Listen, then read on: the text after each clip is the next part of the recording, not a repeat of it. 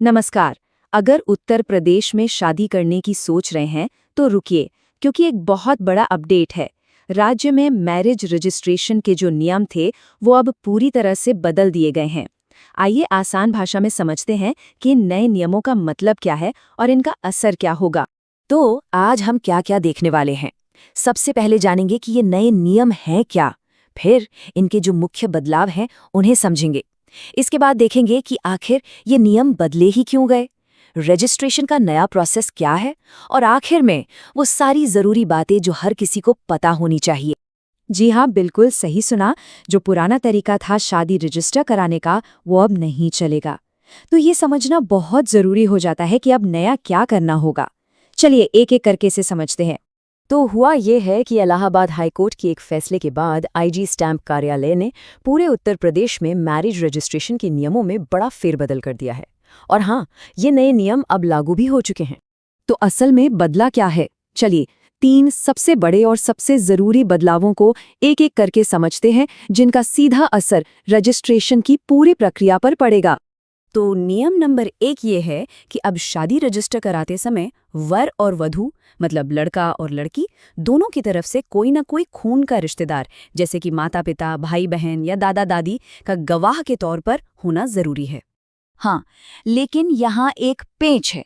अगर रजिस्ट्रेशन करने वाले ऑफिसर को ये पक्का यकीन हो जाता है कि शादी असली है, तो वो इस नियम में छूट दे सकते हैं।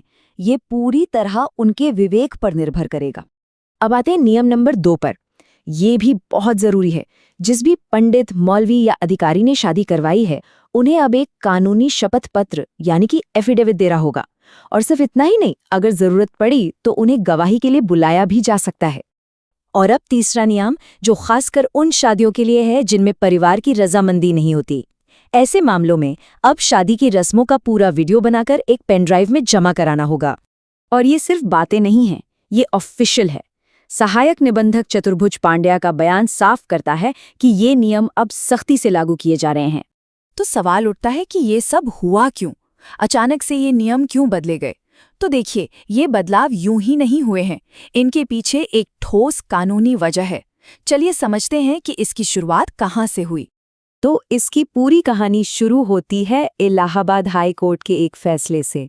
कोर्ट का मकसद था शादी की प्रामाणिकता यानी असलियत को और मजबूत करना। इसी फैसले के आधार पर आईजी स्टैंप ऑफिस ने ये नए नियम पूरे राज्य में लागू कर दिए।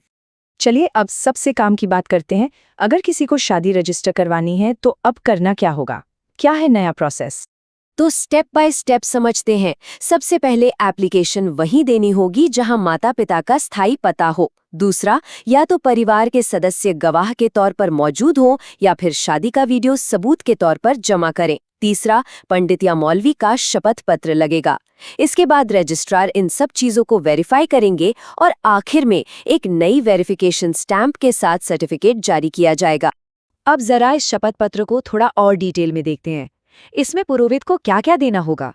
उनका नाम, पिता का नाम, पता, आधार कार्ड की कॉपी, एक और ID, mobile number, passport size photo और एक लिखित शपथ कि शादी उन्होंने ही कराई है।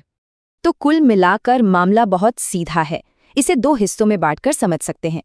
अगर शादी परिवार की मर्जी से हो रही है तो खून के रिश्तेदारों का गवाह बनना जरूरी है। और अगर परिवार की मर्जी के बिना हो रही है तो उसकी जगह पर शादी का वीडियो सबूत का काम करेगा। चलिए अब तक जो भी हमने बात की उसे फटाफट एक फाइनल चेकलिस्ट के तौर पर देख लेते हैं, ताकि कोई भी जरूरी बात छूट ना जाए। तो 5 बातें हैं जो बिल्कुल ध्यान में रखनी है। पहली, परिवार की मौजूदगी अब लगभग जरूरी है। दूसरी, पंडित या मौलवी का एफिडेविट देना ही पड़ेगा। तीसरी, अगर परिवार राजी नहीं तो वीडियो प्रूफ उसका विकल्प है। चौथी, रजिस्ट्रेशन अब कहीं भी नहीं बल्कि माता पिता के पते वाले ऑफिस में ही होगा। और पांचवी, सर्टिफिकेट पर अब एक नई वेरिफिकेशन स्टैंप भी होगी। और आखिर में एक बड़ा सवाल, ये जो नए नियम आए हैं, इनका असली असर क्या होगा? क्या इनसे शादियों की प्रामाणिकता और बढ़ेगी, या ये शादी करने वाले जोड़ों के लिए बस कुछ नई मुश्किलें और बाधाएं खड़ी कर देंगे? इस सवाल का जवाब तो खैर आने वाला वक्त ही देगा।